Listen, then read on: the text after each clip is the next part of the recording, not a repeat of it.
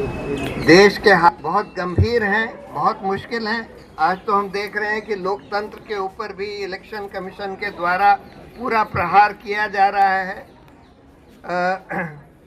सारे इंस्टीट्यूशंस को सरकार के कब्जे में ले आया गया है, चाहे वो इलेक्शन कमीशन हो, चाहे सीएजी हो, चाहे न्यायपालिका हो, चाहे मीडिया हो, चाहे यूनिवर्सिटीज़ हो, सबको सरकार के कब्जे में। लेकिन फिर भी अच्छी बात यह है कि हमारे बहुत सारे यंग लोग लड़ाई लड़ रहे हैं लोकतंत्र को बचाने की, मौलिक अधिकारों को बचाने की, न्यायपालिका को अपने दायित्व निभाने के लिए जोर लगाने की। और इसी का एक रिजल्ट ये होता है कि कभी कभी अच्छे फैसले आते हैं। जैसे कल हमने देखा कि एक दिल्ली डिस्ट्रिक्ट जज ने, दिल्ली के रोहिणी के डिस्ट्रिक्ट जज ने वो जो गैग ऑर्डर अडानी के खिलाफ लगाया था बहुत सारे पत्रकारों के ऊपर, एक लोअर कोर्ट ने उसको रद्द कर दिया। तो इसलिए कभी कभी अच्छे फैसले भी आते हैं कोर्ट से, और उसके लिए हम लोगों को निरंतर पब्लिक ओपिनियन अपनी बात खुलकर बोलनी चाहिए। जो सच है वो बोलना चाहिए, बिल्कुल बगैर डरे।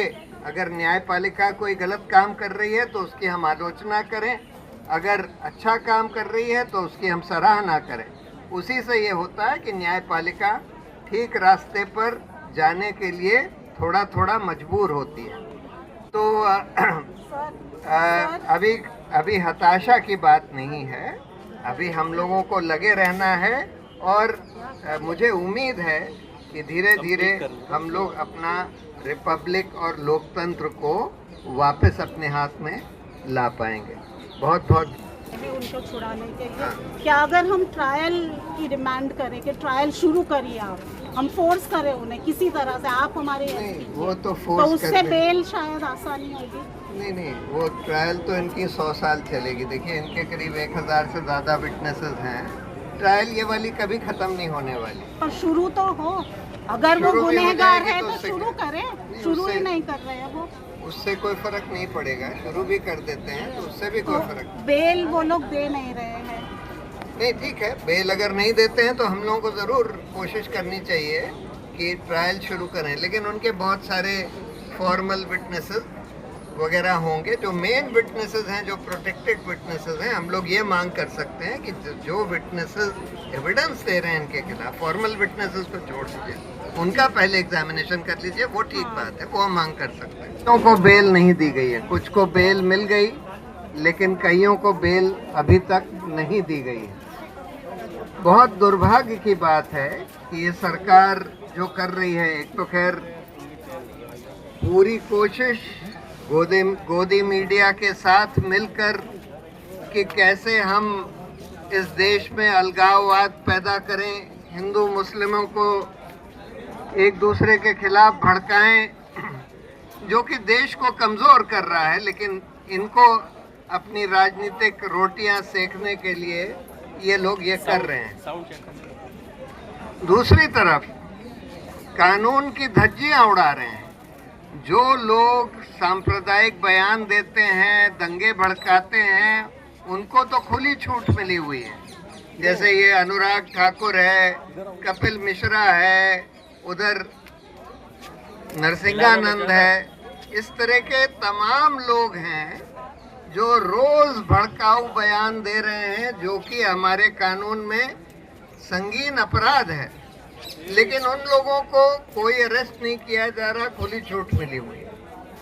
और जो लोग बिल्कुल संविधान के हिसाब से, कानून के हिसाब से काम करते हैं, जो बिल्कुल अहिंसक हैं, जैसे अगर आप उमर खालिद के कितने ही वीडियोस देख लीजिए, उनकी करीब करीब सारी पब्लिक मीटिंग्स के वीडियोस हैं। हर वीडियो में आप देख सकते हैं वो कहते हैं कि हम हिंसा का जवाब हिंसा से नहीं देंगे, हम अहिंसक तरीके से ही काम करेंगे अपना। उन लोगों को पकड़ के जेल में डाला हुआ है। जो लोग नरसिंहानंद, कपिल मिश्रा जैसे लोगों के खिलाफ कुछ बोलते हैं, उनको जेल में डाल देते हैं, उनको अरेस्ट कर लेते हैं, कहते हैं कि ये लोग अलगाववाद पैदा कर रहे हैं। यानी कि ये लोग ये भड़का रहे हैं कि मोदी भक्तों के खिलाफ या इस तरह के नरसिंहानंद और जो जहर उगलते हैं उन लोगों के खिलाफ ये लोग भड़का रहे हैं लोगों को। अरे भाई, ये तो हर नागरिक का दायित्व है कि अगर कोई अपराध होता है, कानून के खिलाफ कोई काम होता है, तो लोगों को सचेत करना कि भाई ये लोग इस तरह से हिंसा भड़का रहे हैं या अलगाववाद पैदा कर रहे हैं या नफरत फैला रहे हैं, ये तो हमारा कर्तव्य है। और उसको ये लोग कहने लगते हैं कि भाई नहीं, देखिए ये लोग नफरत फैला रहे हैं, यानी ये लोग उनके खिलाफ नफरत फैला रहे हैं जो नफरत फैला रहे हैं। ये तो हमारा दायित्व है कि हम उनके बारे में सचेत करें, कानून के रखवालों को सचेत करें, पूरे देश को सचेत करें कि भाई ये लोग इस तरह का काम कर रहे हैं। तो आज सबसे ज़्यादा निराशा जुडिशरी का एटीट्यूड देखकर हो रही है। न्यायपालिका का काम है कि मौलिक अधिकारों की रक्षा करना, हमारे लोकतंत्र की रक्षा करना, हमारे संविधान की रक्षा करना। लेकिन कम से कम दिल्ली दंगों वाले मामले में हम देख रहे हैं कि न्यायपालिका वो काम नहीं कर रही। कम से कम अभी तक काफ़ी हद तक वो काम नहीं किया है। ये ठीक है कि कुछ जजों ने, कुछ लोअर कोर्ट के जजों ने, कुछ हाई कोर्ट के जजों ने भी, कुछ सुप्रीम कोर्ट के जजों ने भी अपना काम किया है। मैं ये नहीं कह रहा कि कोई जज अपना काम नहीं कर रहा लेकिन अगर आप बड़े दायरे में देखें कि क्या न्यायपालिका हमारे बच्चों के मौलिक अधिकारों की रक्षा कर रही है, कर पा रही है? अगर 5 साल तक ट्रायल भी ना शुरू हो और ऐसे लोगों के खिलाफ केस बना दिए हों जिनके कितने ही वीडियोस मौजूद हैं, जो इस बार बार हर बार ये कहते हैं कि भाई हमको हिंसा नहीं करनी है, तो न्यायपालिका का क्या दायित्व है? न्यायपालिका का सीधा दायित्व है कि तुरंत बेल, इनको तो कुछ महीने में बेल मिल जानी चाहिए और पुलिस को डांट फटकार पड़नी चाहिए थी। कुछ कोर्टों ने डांट फटकार दी है दिल्ली पुलिस को, कई दिल्ली दंगों के ही मामलों में कई केसेस में फटकार लगाई है। लेकिन उमर खालिद, गुलफिशा फातिमा और बहुत सारे जो और लोग हैं, शर्जील इमाम, इन लोगों के केस में इतने साल तक बेल फाइनली तय ही नहीं हुई और दिल्ली हाई कोर्ट और लोअर कोर्ट ने रिजेक्ट कर दी। और दिल्ली हाई कोर्ट का देखिए क्या बेहुदा फैसला है। एक फ़ोटो जो पुलिस ने उस चार्जशीट के संग लगा दी है, जो हमारे घर के बेसमेंट की है जहां हमारा दफ्तर है, उसको कहते हैं कि देखिए यहाँ पर कॉन्स्पिरेसी हैच हुई क्योंकि वहाँ पर योगेंद्र यादव, उमर खालिद और शर्जील इमाम वहाँ बैठे हैं, बात कर रहे हैं। मतलब कुछ भी आप कह दीजिए। और क्या उनके खिलाफ एविडेंस दिया गया है? कहते हैं कोई प्रोटेक्टेड विटनेसेस ने कुछ बोला है, यानी कि जो चीज़ आपने, जो अक्यूज्ड है, उसको बताई भी नहीं कि भाई किसने बोला है, और उसके आधार पर इनको बगैर ट्रायल के 5 साल तक जेल में रखे। तो सीधा कानून है कि अगर, पहली बात तो bail is the rule, jail is the exception.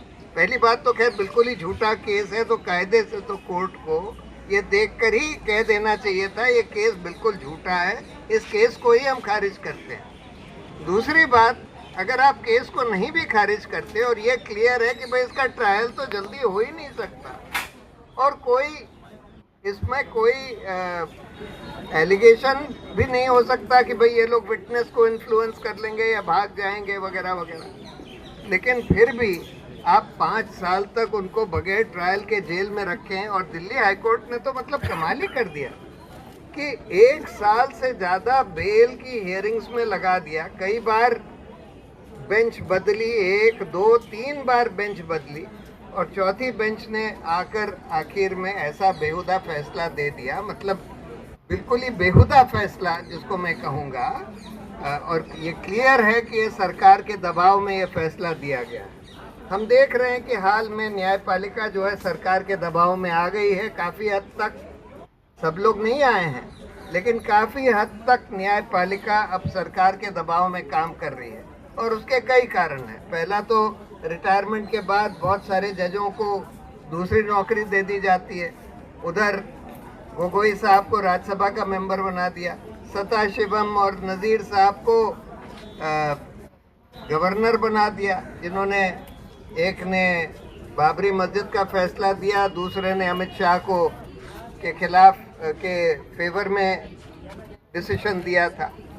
उसी तरह से अरुण मिश्रा साहब, जिन्होंने कितने ही फैसले अडानी के और सरकार के हक में दिए, उनको नेशनल ह्यूमन राइट्स कमीशन का चेयरमैन बना दिया। खानविलकर साहब, जिन्होंने यूएपीए और पीएमएलए को और कड़ा बना दिया, उनको लोकपाल बना दिया।